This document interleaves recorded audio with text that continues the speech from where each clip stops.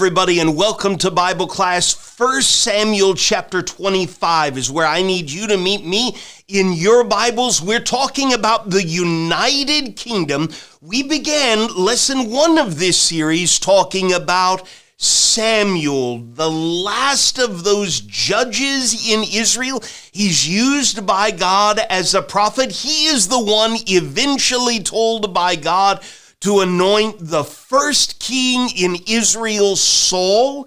We talked a lot about him in lesson 2, but we noticed how quickly Saul lost his way. God, in lesson 3, raised up a young man after his own heart, but David is not yet king in Israel. Saul is still the king in 1 Samuel 25, where we pick up. We're going to survey 1 Samuel 25 through the end of 1 Samuel in this class period. Really, I want to zero in on a couple of instances where Saul, the king, and young David, a man after God's own heart, are stressed out.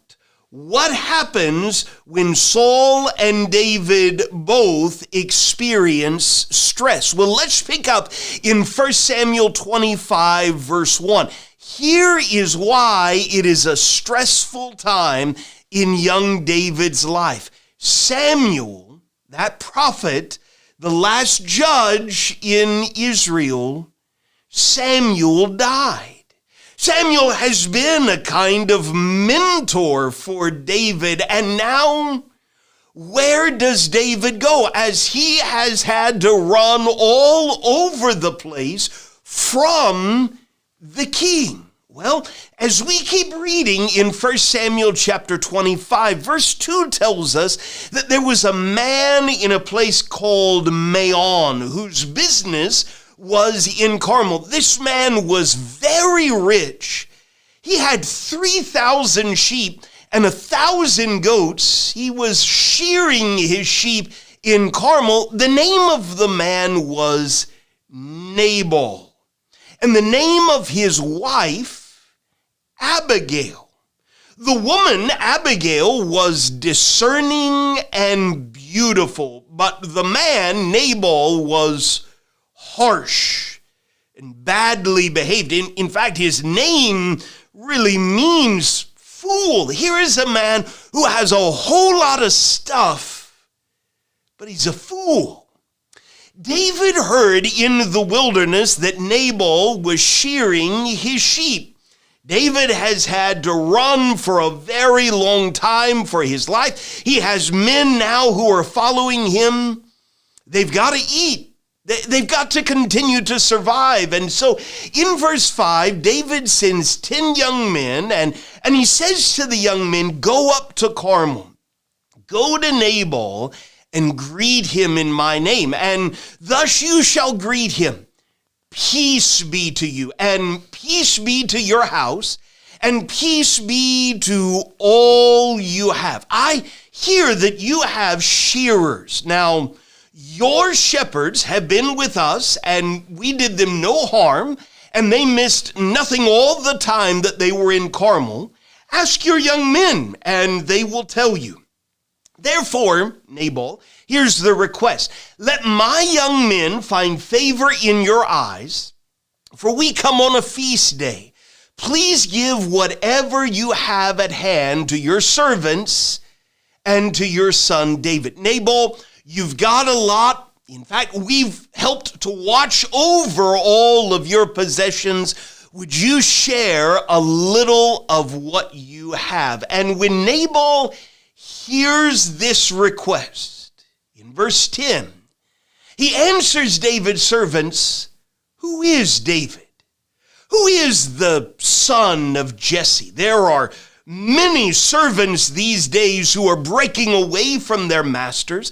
Shall I take my bread and my water and my meat that I have killed for my shearers and give it to men who come from I do not know where? And when David's young men come back and tell him all of this, David says to his men, every man strap on his sword. Every man of them strapped on his sword. David also strapped on his sword, and about 400 men went up after David, while 200 men remained with the baggage. Does that sound a lot like the David we have talked about already in this study? This isn't the sort of thing we've noticed, especially when it comes to David warring against his own countrymen. David, I would suggest to you, is pretty stressed out. He's been running for a long time. His mentor, Samuel, has just died. Thankfully, someone tells Abigail, Nabal's wife, that David is coming with hundreds of men. She very quickly works to prepare what she can. She meets David before he is able to get to Nabal. She pleads with him, David, this isn't what you want to be remembered for. You need to think before you act. And in verse 32, David says to Abigail, blessed be the Lord, the God of Israel, who sent you this day to meet me. Already, it's dawning on David, this probably would not have been a good idea. Blessed be your discretion, and blessed be you who have kept me this day from blood guilt and from working salvation with my own hand. David is starting to think the way he ought to think. For surely as the Lord, the God of Israel lives, who has restrained me from hurting you, unless you had hurried and come to meet me, truly by morning there would not have been left to Nabal so much as one male. Then David received from her hand what she had brought him, and he said to her, go up in peace to your house. See, I've obeyed your voice. I've granted your petition. In fact, Nabal very quickly after this dies. David takes Abigail as a wife. But Saul doesn't stop hunting David. You can read all about it in 1 Samuel chapter 26, where once again Saul is right here in David's hand, and he has the opportunity to avenge himself. In fact, one of his key soldiers says, God has given your enemy into your hand this day, David. Please let me pin him to the earth with one stroke of the spear. I won't have to hit him twice. But David says, don't destroy him, for who can put out his hand against the Lord's anointed and be guiltless? As the Lord lives, the Lord will strike Saul, or his day will come to die, or he will go down into battle and perish. The Lord forbid that I should put out my hand against the Lord's anointed. But take now the spear that is at your head and the jar of water, and let us go. Once again, David calls out to Saul. And Saul is humbled as David spares his life. David once again has to flee down here to live among the Philistines for a little while. This is where in 1 Samuel 28 we find King Saul under a great deal of stress. Notice how it also is tied to Samuel has died. 1 Samuel 28, verse 3, all Israel had mourned for him, had buried him in Ramah, his own city, and Saul had put the mediums and the necromancers out of the fortune tellers and witches. God's law had said, you don't go to them for guidance and input.